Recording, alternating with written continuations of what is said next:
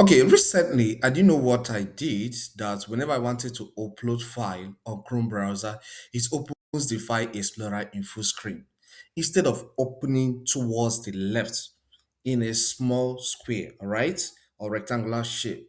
So this video helps you to fix that. Let's just get into it. Okay, let me explain this practically. So let me open my web browser. My browser has opened on this website that allows you to convert any picture to 300 dpi and above, all right.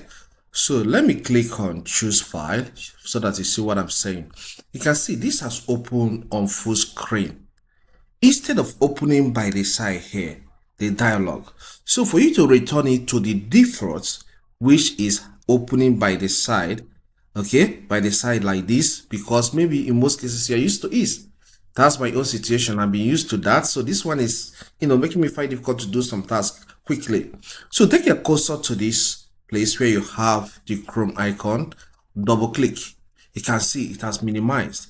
So once it has minimized, you can pick any information you want to pick, open, and subsequently, whenever you are doing it next time, it will open in that small dialog instead of having, all the screen covered.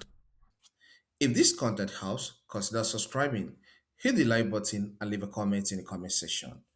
Thank you, and see you some other time.